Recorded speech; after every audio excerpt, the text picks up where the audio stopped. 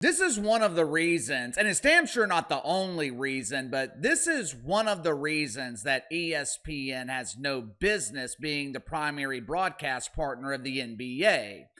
I said it before, but ESPN's coverage of the NBA sucks. I mean, it sucks. I think Mike Breen is good. Richard Jefferson, he's all right. I just don't think he's experienced enough to be calling the NBA Finals, especially when you have someone like Tim Legler, who is more than qualified, who is the best NBA analyst at the network, and they've got Tim Legler sitting in some studio not doing a damn thing. Doris Burke. You know, Doris Burke can be good, but she just tries so hard to fit in with the cool kids, most of which who are 40 years younger than she is. The pregame show was a disaster. The halftime show is an embarrassment. And to make matters even worse, the face of NBA coverage at ESPN, hell, the face of the entire network, he's playing solitaire during the NBA Finals with his favorite lonely man's model. Is Stephen A. Smith playing solitaire during the middle of the biggest series of the season? Is it really that big of a deal? Not really. I'm sure there are plenty of people in the media checking their phones throughout the game, but the fact that he was caught, the fact that the photo went viral on social media, it's not only a bad look for ESPN, who already looks bad enough, it's also a horrible look for the NBA. But for some reason, Adam Silver doesn't seem to care, and he wonders why NBA ratings are in the pooper. Make sure to like and subscribe. You can follow me on Twitter at KC_BTL84. Link to the main channels in the description below. Sunday morning, the guys over at Sports Media Watch, they published an excellent article on Stephen A. Smith. Now, as you guys know, I like Stephen A. Smith. I like his show on YouTube. I don't really watch First Take, mainly because I can't stand the constant interruptions from the insufferable Molly Karam. Hey, it's me, Molly. I'm the star of the show. Everyone cares what I think.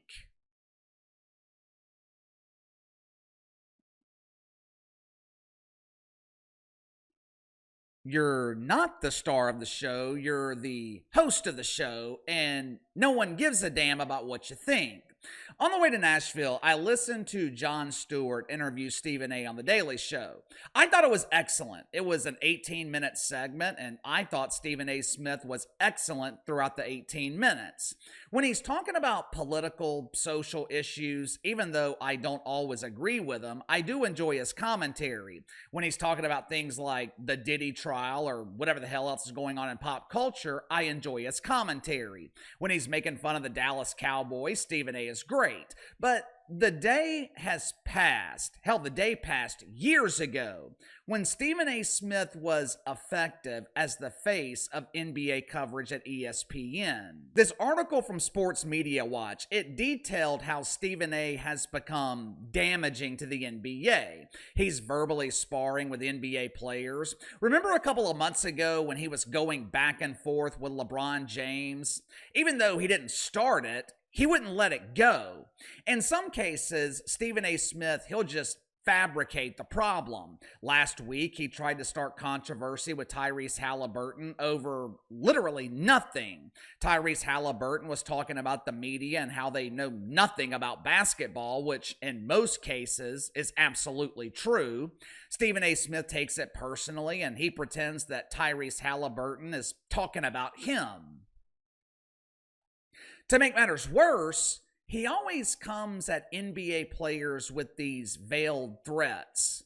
I'll be here long after you're gone. Don't mess with me. I'll expose your secrets. I'm Stephen A. Smith. I drive a Schwinn 3000. Remember when Stevie had problems with Kevin Durant? He weaponizes his platform. He uses his platform against NBA players. He pretends to have this magical power to expose all their secrets. Then he pretends to be pissed off when they respond, even though a response is exactly what he wanted. Like I said, the optics of Stephen A. Smith playing solitaire during the NBA Finals, that is the real problem. Can you imagine if Adam Schefter was busted playing solitaire during the Super Bowl? You know what Roger Goodell would do? He would go back to giving ESPN the worst games on the schedule every week for Monday Night Football. What does Adam Silver do after 20 years of ESPN providing the absolute worst coverage of his league? He hands them the NBA Finals for the next decade.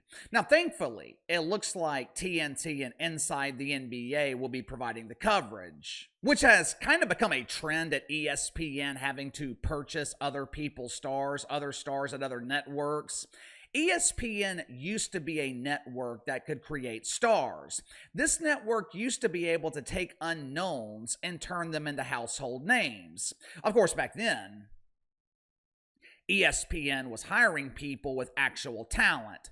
Bomani Jones, Sarah Spain, Jamel Hill, the rotating panel of unknowns that were on Around the Horn. You know what they all have in common? They're no longer working at ESPN after the network spent years and millions of dollars trying to make them stars. This is a network that the NBA wants to be partners with. This is a network that has Stephen A. Smith as the face of their NBA coverage, even though Stephen A. hasn't been an actual journalist in 15 or 20 years. When is the last time Stephen A. did an exclusive interview with a star from the NBA? Hell, when is the last time that ESPN did a big interview with an NBA player? And I'm not talking about those doofus post-game interviews. I'm talking about exclusives. Outside of broadcasting games, and they're not very good at that, but outside of broadcasting games, giving the NBA a national platform, what does ESPN contribute to this league? You tell me. Sound off in the comments below. I'll see you guys on the main channel.